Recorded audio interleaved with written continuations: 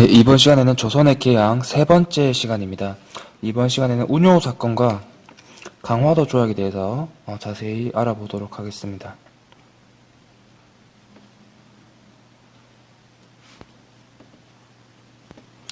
운요 사건과 강화도 조약. 제일 먼저 1875년에 일본 군함인 운요가 강화도로 들어와요. 강화도 해안에서 해안 측량을 하고 이런 일을 하게 됩니다. 해안 측량은 엄연한 그 침략 행위입니다. 왜냐하면 해안 측량하고 해안의 그런 지형들을 파악하는 행위 자체가 침략할 때 반드시 필수적인 그런 정보들이거든요. 그래서 조선군이 경고로 이제 포사격을 해요. 그러니까 일본 군함 운요가 서양식 배입니다. 대포가 되게 좋았어요. 그 당시에 조선군보다 훨씬 좋은 대포를 가지고 강화도 진지를 다 박살을 내게 됩니다. 이렇게 이제 일본 군함 운요의 무력 시위로 강화도 조약이 결국에는 체결이 되게 됩니다. 1876년 강화도 조약이 체결이 되며 강화도 조약은 조선이 외국과 맺은 최초의 근대적 조약이자 불평등 조약입니다. 자, 강화도 조약의 조항들을 한번 살펴보도록 하겠습니다.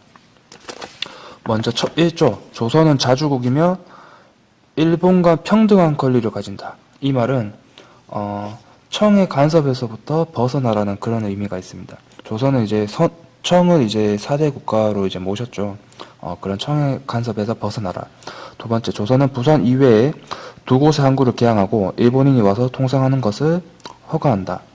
이것은 조선의 상업에 일본이 본격적으로 침투하겠다는 것을 의미하고요.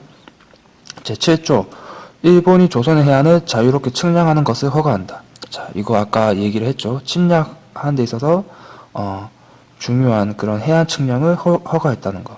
그리고 마지막 10조, 조선의 항구에서 죄를 지은 일본인은 일본 관리가 심판한다. 자, 외국인이 우리나라에서 범죄를 저질렀어요. 그럼 누가 심판을 하고 벌해주죠? 네, 우리나라 경찰, 법원에서 벌해주죠.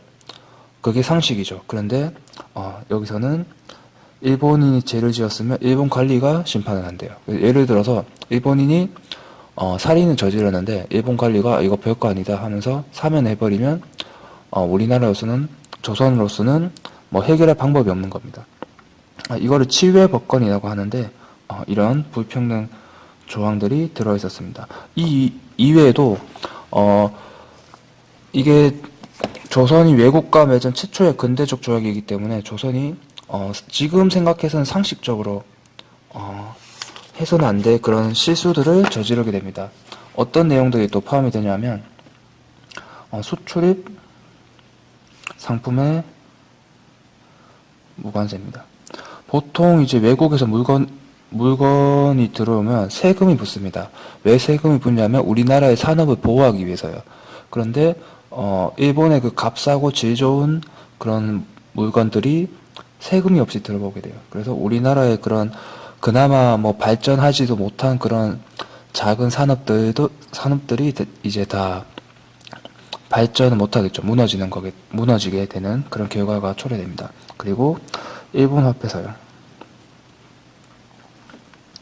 일본 제품이 품질도 더 좋아요. 사람들이 일본 제품을 사게 돼요. 그러면 일본 화폐를 당연히 많이 사용하게 되겠죠. 그래서 우리나라 화폐의 가치가 또 떨어지게 되겠죠. 이렇게 되면. 그리고 곡식의 무제한 유출을 허용합니다. 이 당시 일본은 산업국가입니다. 농사 짓는 사람들이 점점 줄어들고 있습니다. 쌀이 부족해요. 그런 일본의 그런 공업, 산업을 계속 유지하기 위해서는 쌀이 안정적으로 공급이 돼야 됩니다. 그래서 그 쌀을 어디서 들어온다? 조선에서. 그냥 일본의 그런 경제력으로 막 사들이는 거예요. 그러니까 조선에서는 곡식이 부족하겠죠. 곡식 값이 그래서 폭등하게 됩니다. 이런 여러 가지 처음 조약을 맺다 보니까 이런 실수들을 많이 하게 되고 그 결과 일본이 우리나라를 침략하는 그런 비밀을 제공하게 되었다. 상당히 중요한 조약이 되겠습니다. 그리고 이제 참고적으로 간단히 또 살펴보면 개항 이후에 또 어떤 일이 일어났는지 간단히 살펴보도록 하겠습니다. 먼저 수신사를 파견합니다. 1876년 그리고 1880년 일본에 파견합니다. 우리 통신사 여러분들 기억나요?